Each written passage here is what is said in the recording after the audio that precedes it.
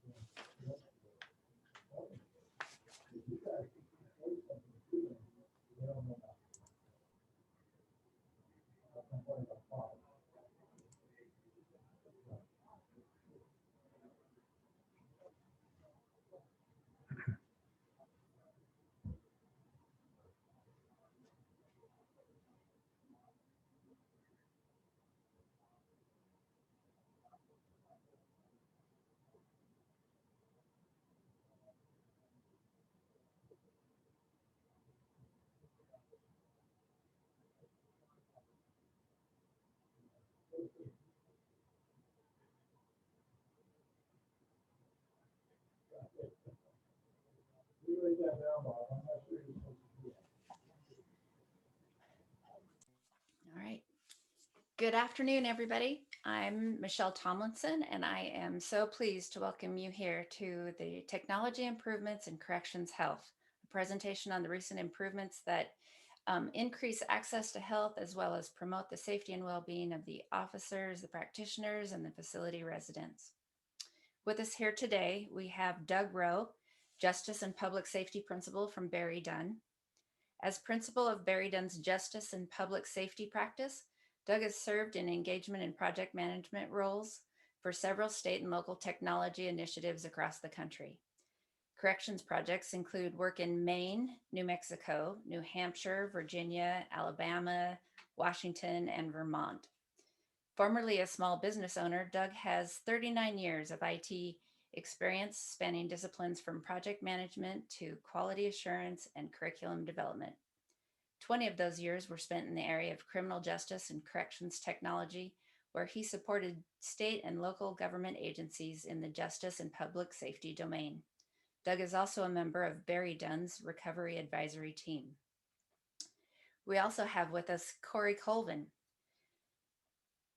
Corey is an EHR implementation expert with Marquee Software. He has over 30 years experience in patient care, clinical practice management, software training, and go-live implementation. He has a BS HCS in healthcare administration and is a veteran of the United States Navy. For the past 5 years at Marquee, Corey has been part of a team that delivered, trained, and supported several EOMAS EHR implementations. He has a great understanding on how technology improvements will help provide the best possible health care in challenging environments such as state corrections. Please help me welcome both of them here today.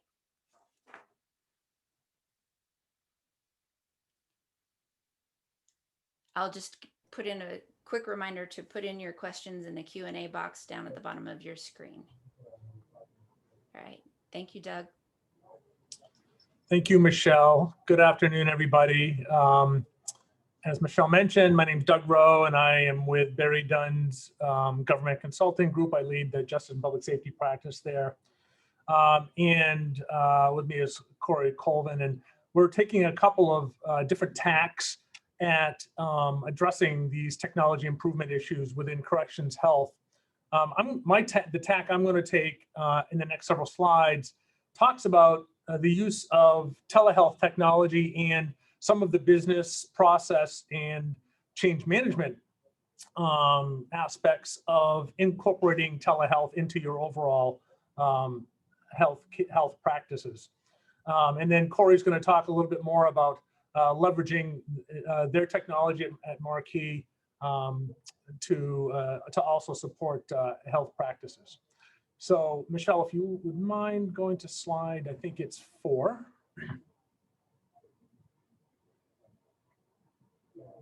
Oh, right there. Sorry, slide 3. Sorry.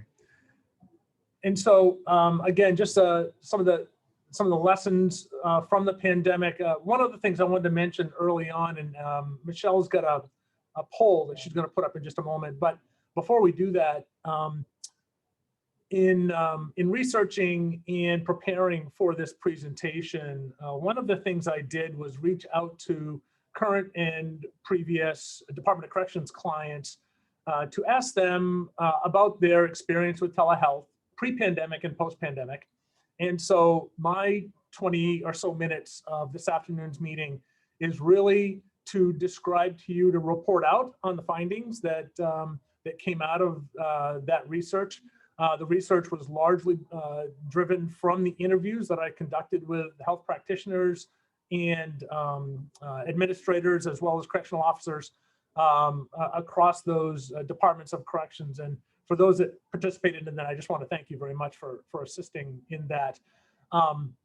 Before I forget it, because I probably will, our intent is to write a white paper that basically, I'm going to summarize the lessons learned and the findings in this presentation, but the white paper that we're going to be developing will be a little more detailed analysis and report out of all of those findings, and that we're going to make that white paper available to everybody that's participating in this particular session, as well as a thank you note, as a thank you to those that that helped us with the interview process.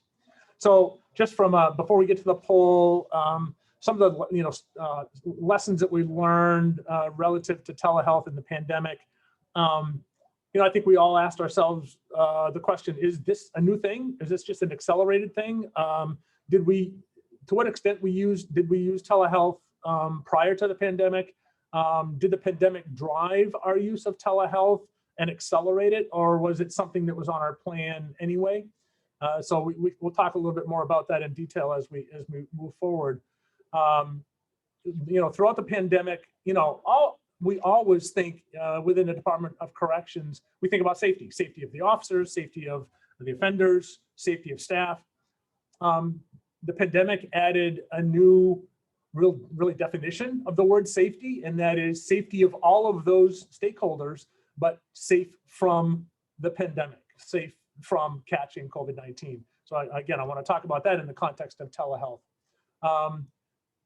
Using telehealth to access specialized health services that are not typically available at each facility within a Department of Corrections, especially in states that are geographically large and in many cases highly rural. So I want to talk a little bit about that. Talk a little bit about how the new and existing technology kind of marries together.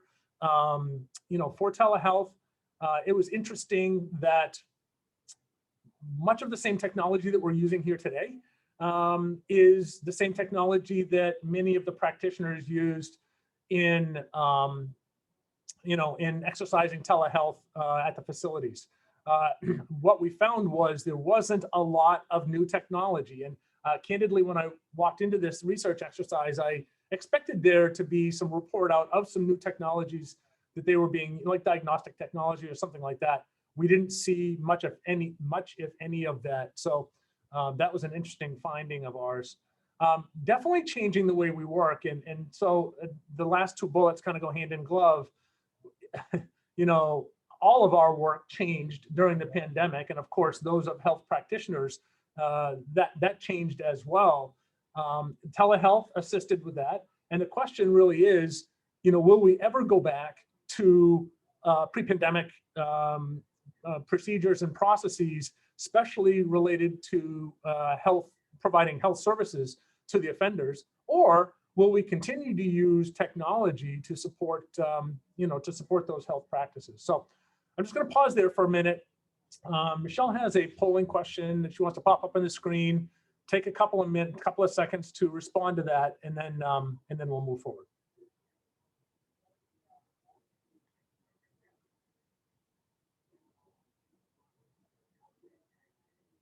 And I'll just read the text. Did your department use telehealth technology and associated business processes prior to the pandemic?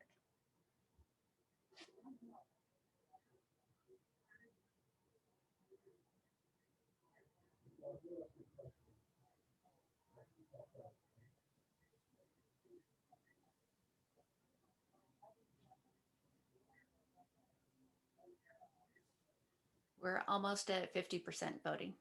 So Okay, maybe just a couple more seconds. 10 or 15 more seconds left. Yeah.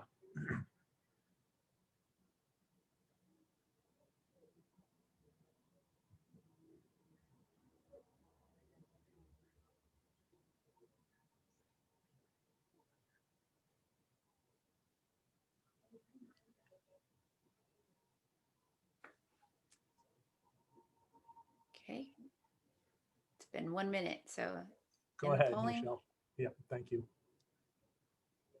And here's your results. Yeah, interesting. Slightly more than 50% said yes. Almost as many said no, and that's an interesting dynamic. Candidly, I would have thought that maybe a higher percentage would have used some level of technology for telehealth prior to the pandemic.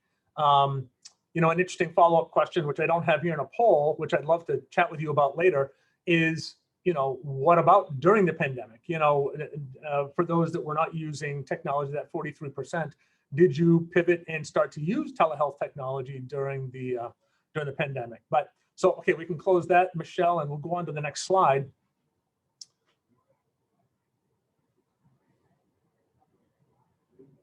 All right. So the research that we conducted over the past, I guess it was month and a half or so, we reached out to 6 to 8 corrections departments. We were actually able to connect with and interview 5 of those corrections departments, which was, I think, a great percentage. And we primarily conducted interviews with, as I mentioned before, corrections officers, administration staff, and health practitioners. We were lucky enough to get a cross section of representation of all of those types of roles. And we were really grateful, especially to see that some docs and nurses were able to join us and report out their findings. And they were enthusiastic in their responses. So that was extraordinarily helpful. And then what we did is document our findings. And like I said, we're going to make the report available to this body. It will probably be end of June before we finish up that report. And in the spirit of transparency, I just finished up my final interview this morning. So talk about real time, just in time interviewing for the research. Okay, thank you, Michelle. So the research findings, we categorize the research findings into 4 primary categories. Technology is an obvious one. So technology, you would have expected technology to be here. And there were some technology findings. As I mentioned, though, to a certain degree, they were somewhat benign and not earth-shattering. I think most of you would, as I kind of go through this in just a moment, you'll say, oh yeah, we did that, we know that makes sense.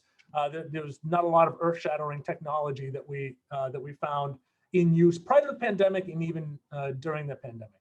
Safety was a second concern, and like I said, it's not just safety from a traditional thought process of safety of offenders and staff, but safety from a pandemic perspective. Business process was a really interesting discussion. How did business process change? Instead of, bringing an offender up to the clinic or transporting an offender out to a practitioner's office or a hospital, how did telehealth support changing business process? And then the 4th bullet, how did that impact that? How did that change how people did their job, how nurses did their jobs, how the private practitioners did their jobs, how specialists did their jobs. And we are exploring all 4 of these topics. And we can leave it right here, Michelle. I have a whole laundry list of kind of findings in each of these 4 categories. So in the technology category, there was a myriad of technologies like we're using today. Zoom, WebEx from Cisco.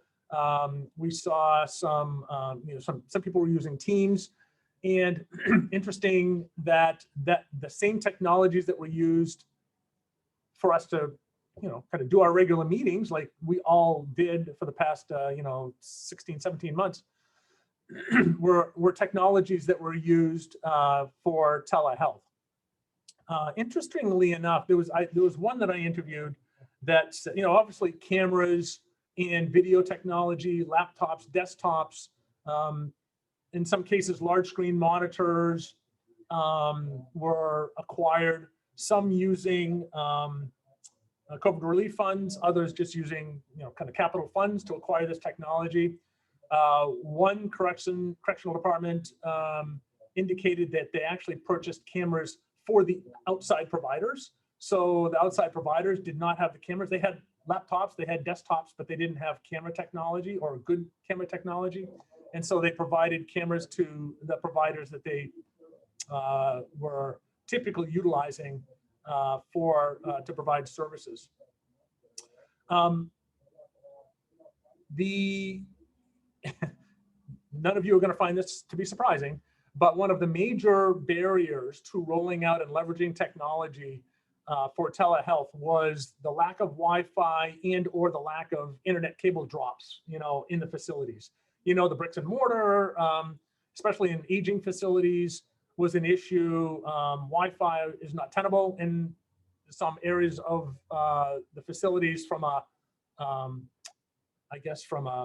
practical perspective, and also Wi-Fi is not permitted by policy or rule in other cases. So, Wi-Fi was a non-starter in many cases, although we did hear from some corrections agencies that they were using Wi-Fi in a controlled manner, either Wi-Fi inside a unit or setting up special rooms throughout the facility, largely close to the visitation room or something like that, where they could put in some internet drops, or they could have Wi-Fi accessible, and they could set up a desktop scenario with a camera and a monitor so that the offenders could meet with offsite practitioners.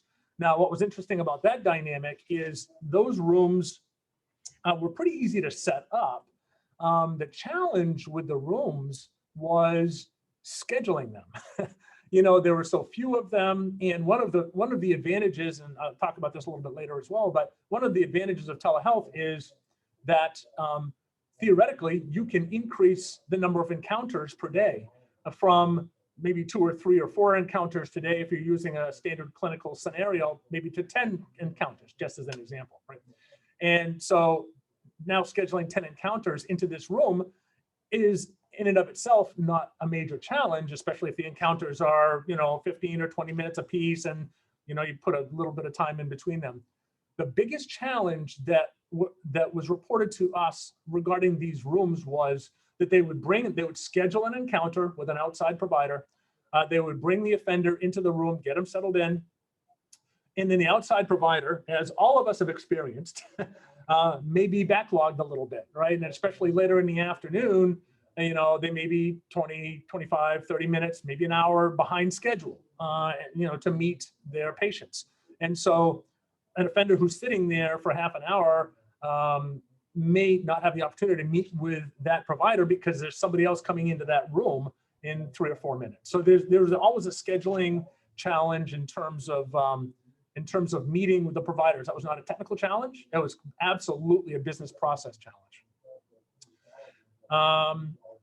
Another interesting thing that we heard was, and this is a very positive thing, some of the correctional departments, as you all probably have experienced, set up similar rooms to be able to conduct remote hearings with the court systems, right? So Similar rooms, similar kind of technology, technology that they could connect so that a judge could come on, maybe in a jury trial, have a jury come on, but it's a very similar scenario where you're on a WebEx or a Zoom or something like that.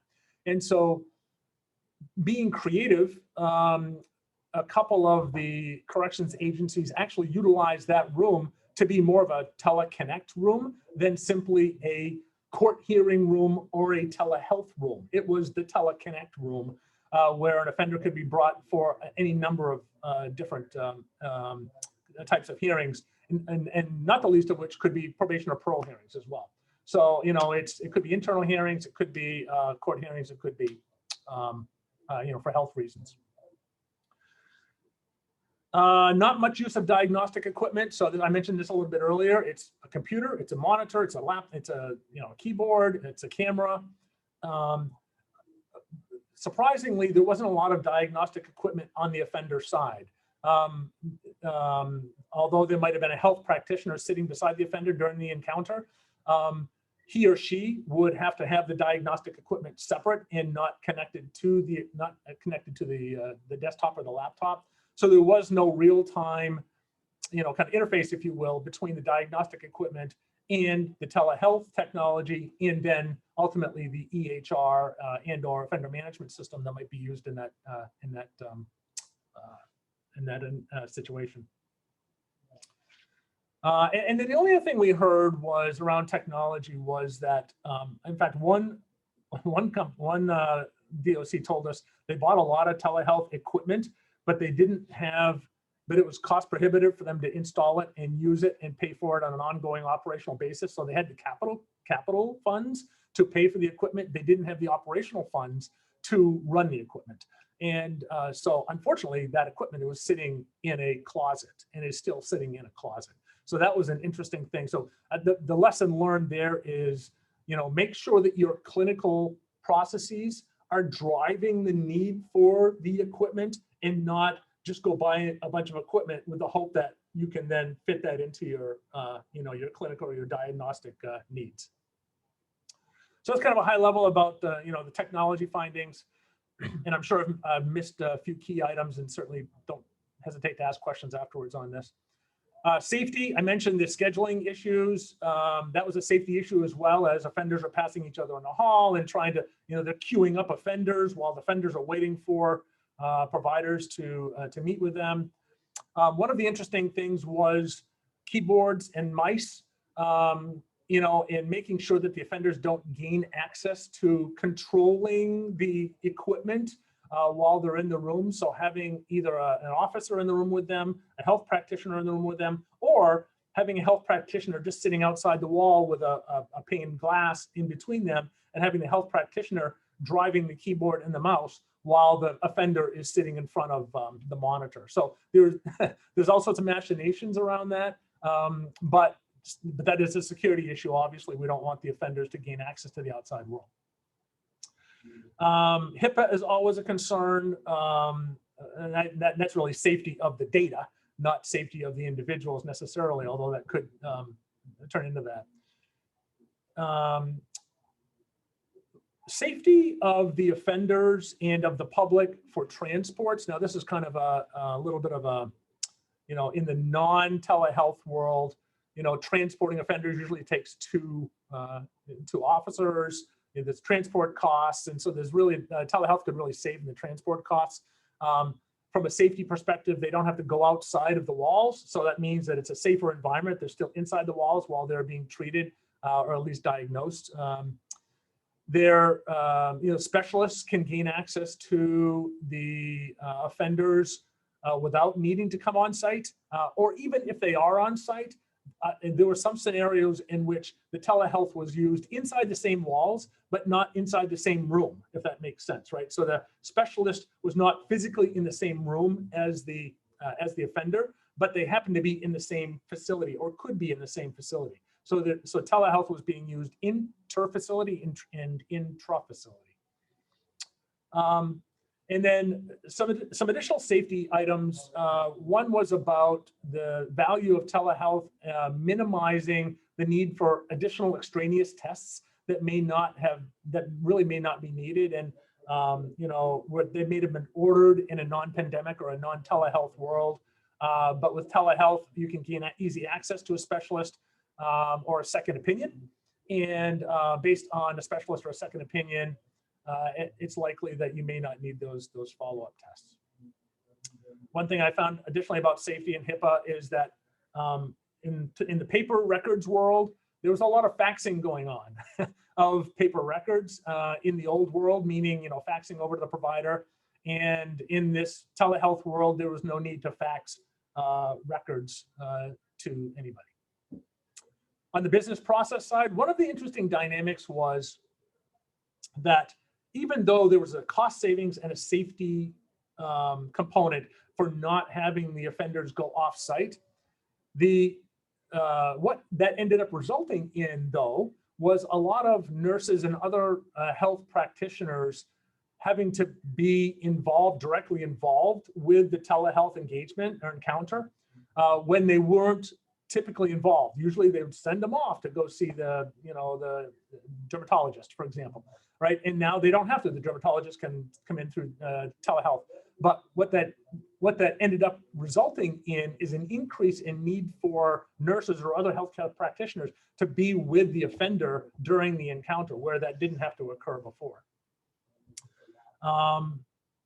It may go without saying, but behavioral health led all other types of health practices in terms of the use of telehealth. It was much more conducive to managing behavioral health than it is for other types of health services. Of course, you're not going to use it for dental services, but more limited use for medical diagnostics. And another interesting thing was from a business process perspective, and then really maybe this is a cost perspective, is that nobody that I spoke with conducted a formal cost benefit analysis. And that makes perfect sense. We were all tossed into the pandemic and said, figure it out. And we all figured it out without necessarily doing all of the due diligence that would have typically been required prior to implementing something as large as a telehealth initiative. So the other dynamic of a cost benefit analysis, though, is that as we probed into that concept, it was clear that the health practitioners knew that there were intangible benefits of having the telehealth. There were tangible benefits, the cost savings associated with officers not having to go off-site and transport costs, but there were intangible benefits that should be considered as well when you're considering a telehealth initiative. So it's not just the actual dollars, the actual costs, but think about what the intangible benefits are as well. So that's business process. And then from an organizational change perspective, and I'm almost done, Michelle, if you're looking at the clock. Organizational change management perspective, almost everybody I talked to, we probed on this a little bit, and there are changes. It's significant. Like I just mentioned, the nurses' jobs they're different now, right? There's a lot of scheduling that's occurring. From a workflow perspective, the service providers have to engage at a different level, using different, tools and equipment and maybe even different skills that they weren't typically, provided with as health practitioners. Interestingly enough, one of the folks that I interviewed said the patients are actually the least impacted of all of those stakeholder groups: docs, nurses, administration staff, the practitioners themselves. The patients, they're going to get their care, and actually maybe they're getting a better level of care, by having telehealth because they can get a second opinion or whatever. But I thought that was interesting that the patients are least impacted. And those that we talked to suggested, and this makes perfect sense, to do a dry run or do some pilots of the technology and of the processes and make sure that the stakeholders are all on the same page. May require some training of the various stakeholder groups along the path, along the workflow that is using the telehealth technology. So, with that, Michelle, I'd love to have us stand up the second poll, if you wouldn't mind.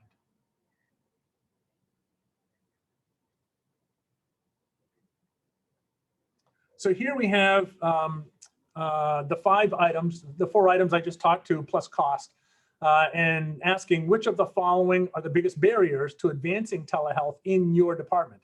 And you can select one or more than one of these items.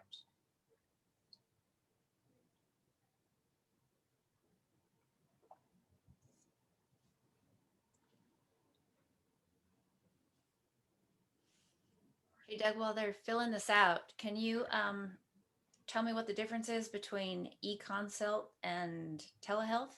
I can.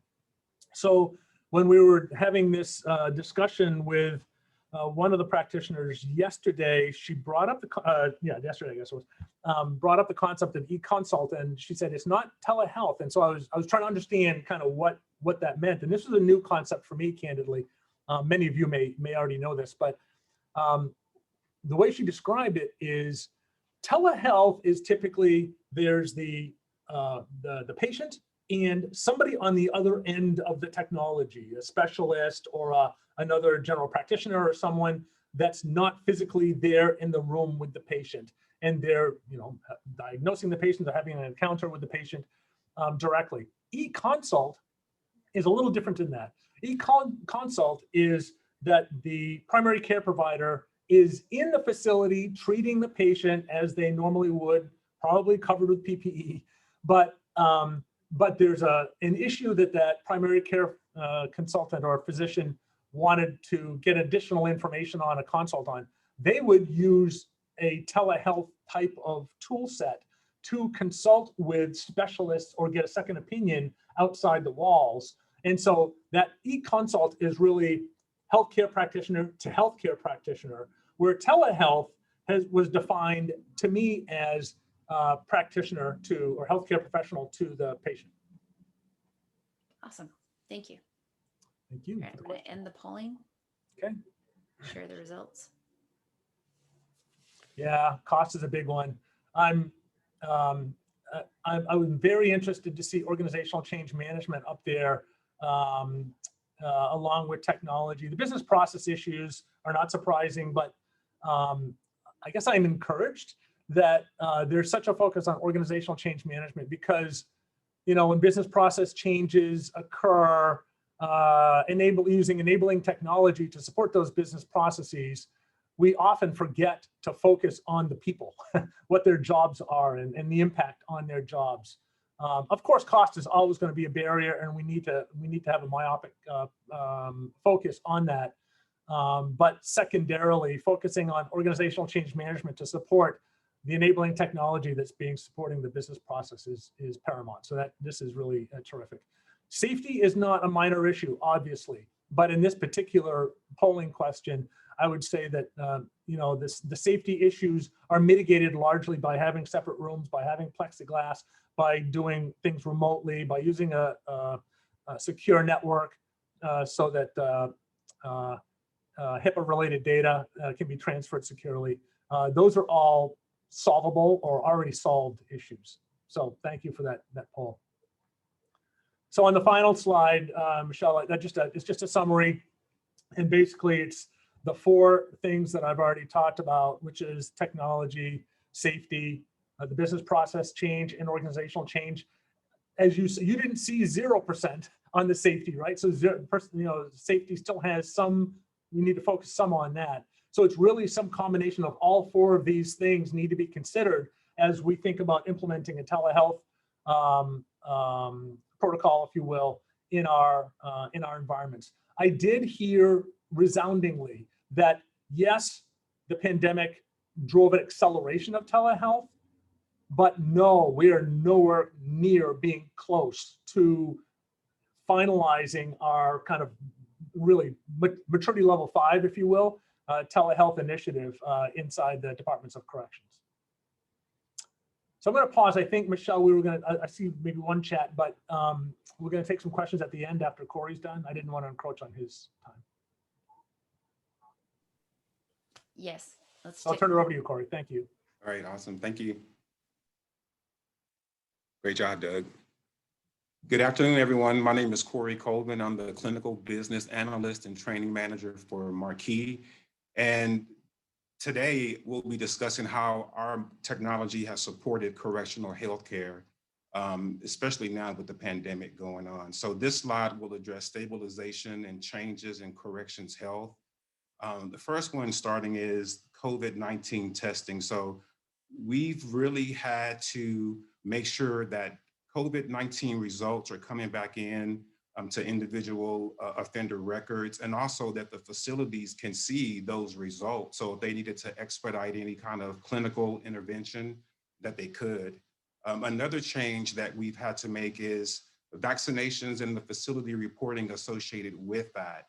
Our administration screens have changed so that we now show what COVID vaccine was given, the date that it was given, and we also disable the administration field. So if the nurse is trying, or the pharmacist is trying to give the vaccination too early, they're not able to do that. In addition to that, with the facility reporting, what we've done is we've made the management of the reports for the vaccinations for the facilities a lot easier to manage. And what we've done is just color coded those reports. So on the report itself, if a row on the Excel spreadsheet is green, it indicates that the offender has had both of their COVID vaccinations. If it's red, it indicates that the offender is overdue for the COVID vaccination. And if it's yellow, that means that it's 5 or less days upcoming to when it will be due. The next vaccination will be due. So we've made those changes just to make the management of the vaccinations a little bit easier for our customers. One of the things that's stabilized is we've increased our offline functionality. So Doug mentioned earlier, some of the issues that some facilities are having is because they're old, there's no network. Well, we have an offline MAR where the nurse can download data, go out to a housing area, administer medications, come back and upload those outcomes into EONIS. So we have that functionality that's been stabilized. In addition to that, we've added offline features for documenting specific types of encounters. Here, segregation and restrictive housing visits, which also includes offline suicide watch. So we have all that offline functionality going on. One thing that isn't here is we just recently rolled out our offline inmate property app, which is used specifically for intake. So we have a lot of services that we offer for offline needs. The last bullet area for continuity of care, that's pretty much a mix of stabilization and changes. We've always been able to provide custom interfacing. We custom interface with health information exchange entities like Coreo, but we also can do syndromic surveillance data. So if we need to report information to the CDC, we can also do that as well. So those are the things that we've changed and some of the things that we've made a little bit stable for our product and the services that we provide to our customers. That last item was continuity of care, which I'm going to hit on the next slide. Michelle, can you hit the next one? Okay, so here, let's talk about mobile technologies and high-risk offenders. So we offer mobile technology to support high-risk offenders, but in reality, we offer support for all offenders. And how is that being done? So there in EONIS, you can run reports that will let you see who has an upcoming release date. So that report can be run either by a search date range. You can filter specifically for offenders with a certain diagnosis code or certain health scores, but we can incorporate your protocols to ensure that you have a successful resident transition and better coordination of outside services. So how are we doing that? With our mobile app. So we do have a mobile app which is used for community supervision.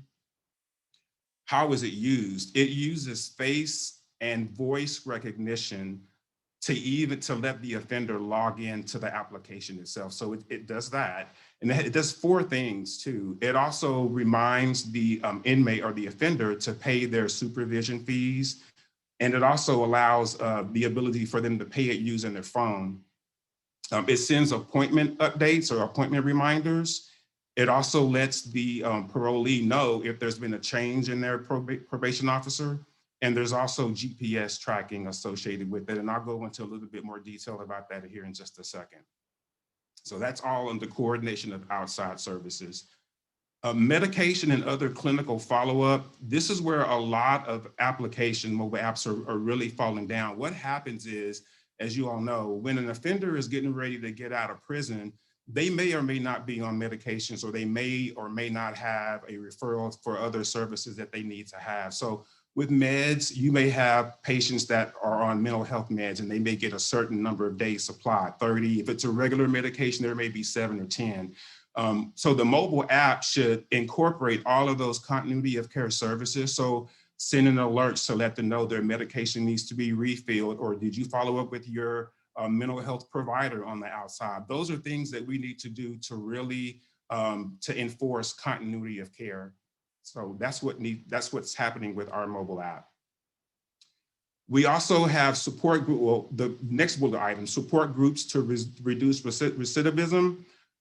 And I mentioned GPS tracking earlier. One of the things that the mobile app does is it offers soft tracking when the offender is checking in. So when the inmate is using face recognition and voice recognition, the parole officer can pinpoint exactly where they are when they're checking in. So if they need to be following up on their support groups, that's one way that they can catch that. So all of that is being utilized in our mobile app. We also offer streamlined parole functionality for identifying and predicting positive and negative outcomes. Now, what that means is, if you have, it sends positive notes or positive alerts to the offender. So if they're meeting their appointments, you've had 3 consecutive appointments, or you've been here for a month with no late attendances, it'll send you a kudos for that. Also, on the flip side of that, if you have an offender who is missing appointments, or they're missing their MAT appointments, which is for substance abuse, if they miss 3 appointments, there is an alert that's also sent over to the parole officer. So they're always in the know about what's going on with their particular offender in community supervision. Next slide, Michelle. Okay, so Doug hit a lot on telehealth in his slides. The true definition of telehealth is the remote management of clinical conditions. So that can encompass a lot of different things. So that includes devices that we use for tracking glucose values or blood pressures. It's other things than just a video conferencing encounter for behavioral health. And I just wanted to put that out there for telehealth. Short staff shortages and offenders being limited to resident housing since the pandemic have led to increased telehealth encounters. And it's mostly because we needed to prevent the spread of the virus. So we talked a lot about telehealth. Now, how does Marquee play into that? We work in conjunction with telehealth hardware so that the provider can document their findings. So that's what we do. How do we do that? There's a couple of things. Number one, we support image capturing for medical evaluations and also for disease trend progression. So the user can upload an image into EOMIS, and it becomes part of the offender's health record. Now, just a side note, that started out on the offender management side with Scars, Marks, and Tattoos, which is a offender management tool used to document photos. That has been transitioned and is being used in the clinical application as well. And then lastly, we talked about using tools to support offenders under community supervision for continuity of care. That example of that was the actual mobile app itself. So lessons learned. Doug brought up a good point in his 4th slide about telehealth. And that last bullet item was asking, will we ever go back? And I will answer that question for myself. We've proven that we can still manage our prison population with just reduced resources. I mean, we have. If we want to move forward with the things that we've learned, we can continue to provide better healthcare services for all of our prison population. And I just wanted to put that out there. So if anyone needs any more information about Marquee or the services that we provide, just go to marqueeware.com. That's Marquee, WARE.com. And that's all I have today.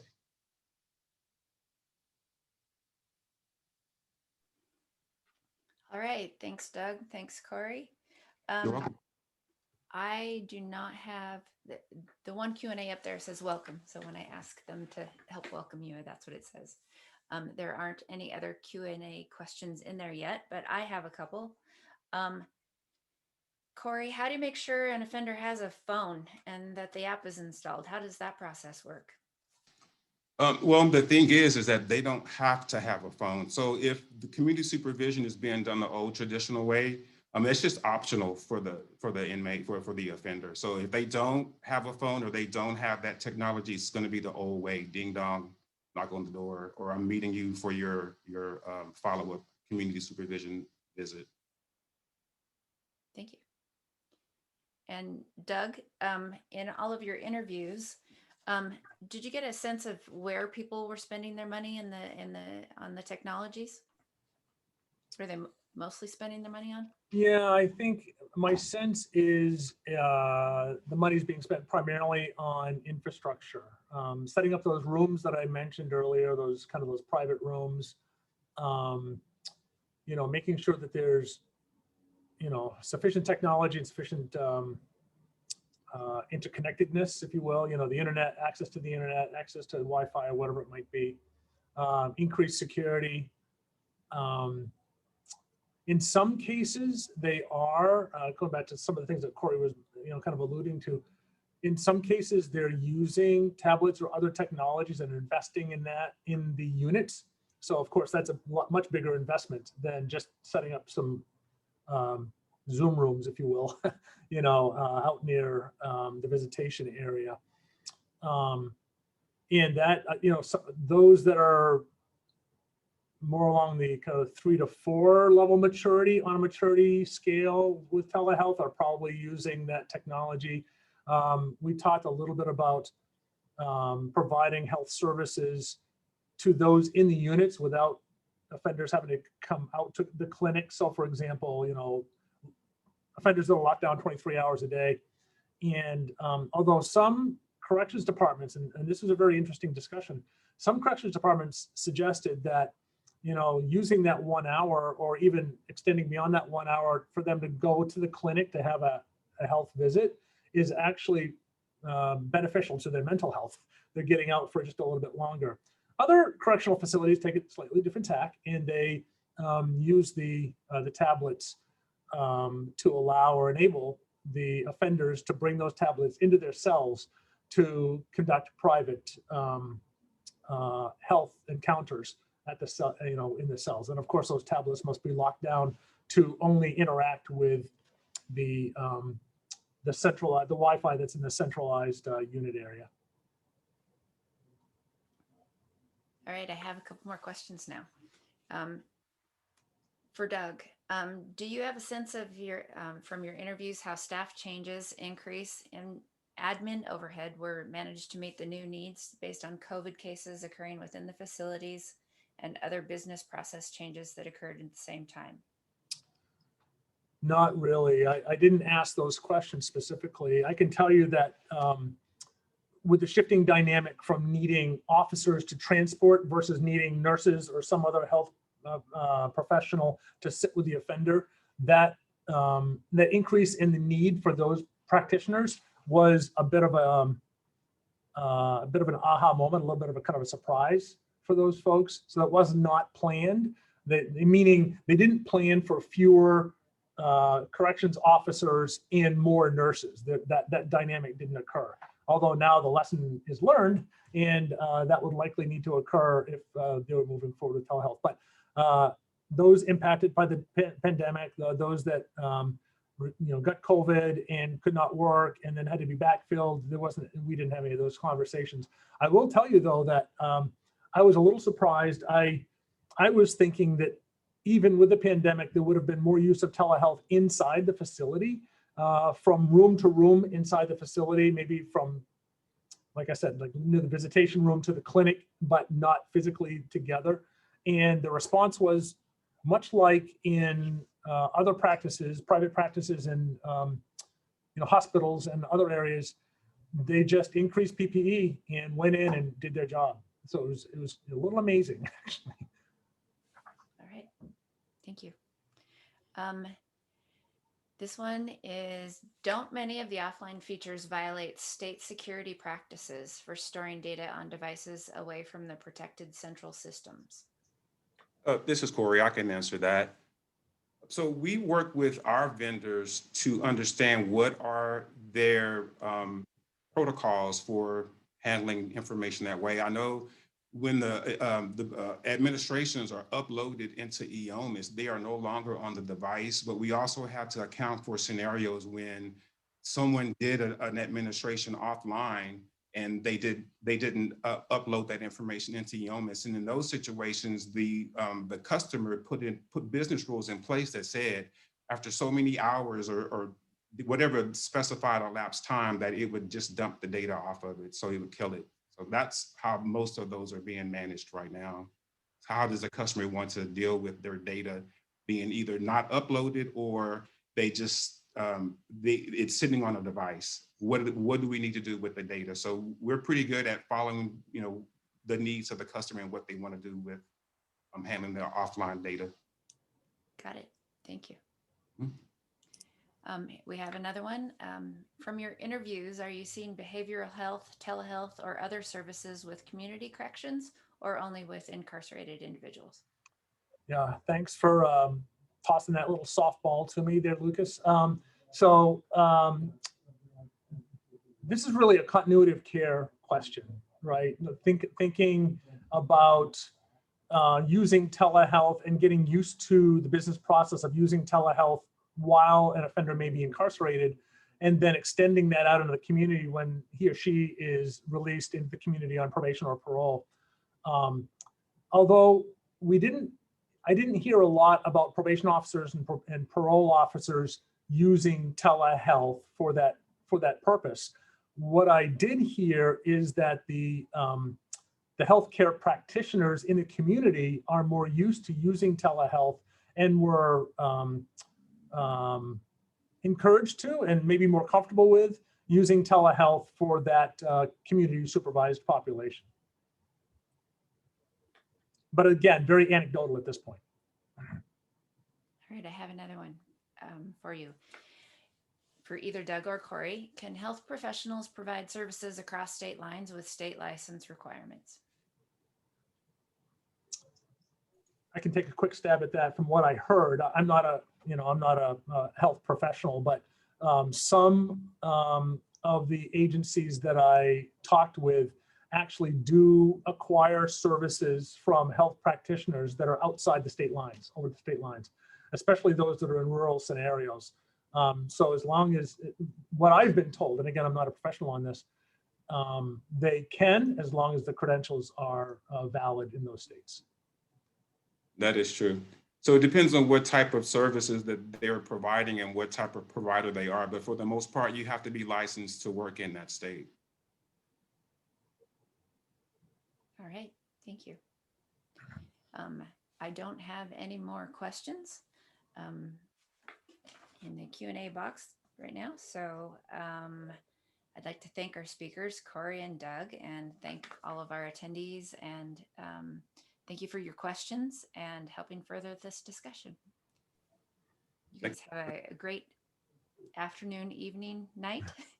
And I think this is the last session for today. So thank you all. Thank you all. I agree. Thank you all. And I'll be staffing the Barry Dunn booth tomorrow, part of Thursday. So if you want to drop by the booth and just ask some additional questions, I'm happy to answer them there. Perfect. Thank you. Thank you.